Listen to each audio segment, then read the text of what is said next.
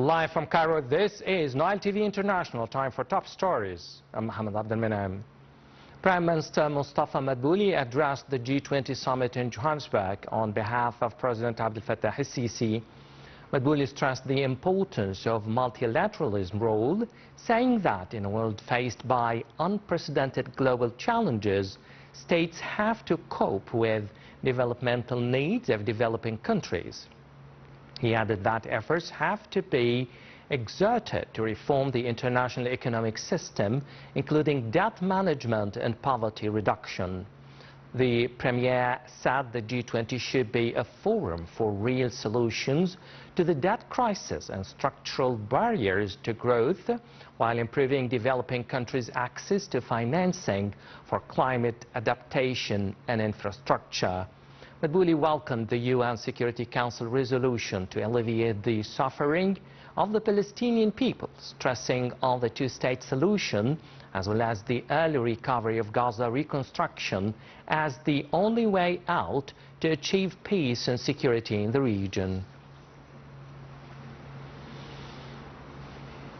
On the sidelines of the G20 summit, Foreign Minister Badr Abdel-Ati held a meeting with his Saudi counterpart Faisal bin Farhan, in which both ministers hailed the deeply rooted ties that bind the two nations and the steps taken to boost cooperation upon the directions of the political leaderships of Cairo and Riyadh. They reviewed the latest preparations of the joint Egyptian-Saudi coordination meeting, due to be co-chaired by President Abdel Fattah el-Sisi and Saudi Crown Prince Mohammed bin Salman. The meeting also tackled a number of files of common interest, including Gaza, Sudan and Lebanon, as bin Farhan briefed Abdel-Ati on the outcomes of the latest visit of Saudi Crown Prince to the United States. Also on Saturday, Minister Abdel-Ati held a meeting with UK National Security Advisor Jonathan Powell, where the top diplomat underscored the importance of full implementation of Sharm el-Sheikh peace agreement, starting early recovery and reconstruction steps in Gaza, and ensuring unimpeded humanitarian aid access to the Palestinian-occupied enclave. Regarding the Sudanese file, the Egyptian top diplomat briefed a British advisor on the Egyptian efforts in the frame of the Quartet mechanism to reach a comprehensive ceasefire deal and to unify regional and international efforts to preserve the sovereignty and territorial integrity of Sudan. Prime Minister Abdel-Ati also held a meeting with his Spanish counterpart, José Manuel Albares. During the meeting, Abdel-Ati praised the Egyptian-Spanish relations that witnessed a leap to reach the level of strategic partnership during the visit of President Abdel Fattah el-Sisi to Madrid in November.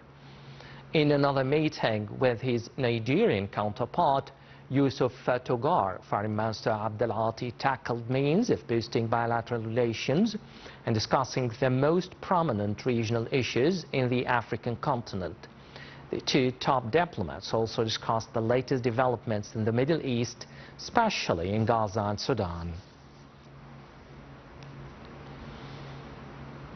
The Executive Director of the National Election Authority, Councillor Ahmed Bindari, held a press conference to follow up the latest developments of the voting of Egyptians abroad. Councillor Bindari made virtual calls with a number of ambassadors on the voting process, as the Egyptian diplomats asserted that it went smoothly and regularly with no breaches.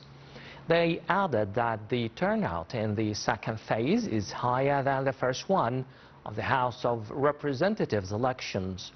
The ambassadors hailed the close coordination between the NEA and the Foreign Ministry, which brought the voting process into a success.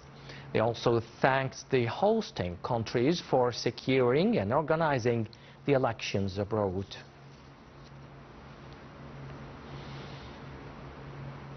Israeli occupation airstrikes in Gaza killed at least 14 people and wounded several others in another Israeli violation of a ceasefire between Hamas group and Israel. Witnesses and medics said the first attack hit a car in the densely populated Rimal neighborhood, setting it ablaze. Shortly after the attack on the car, the Israeli Occupation Air Force carried 2 separate airstrikes on 2 houses in Deir al-Balah and Nusayrat camp in the central Gaza Strip, killing at least 5 people and wounding several others. Later on Saturday, a new Israeli airstrike on a house in western Gaza City killed at least 4 Palestinians and wounded others, taking today's death toll to at least 14.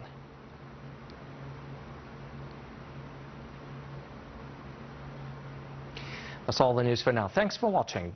I'm Mohammed Abdel.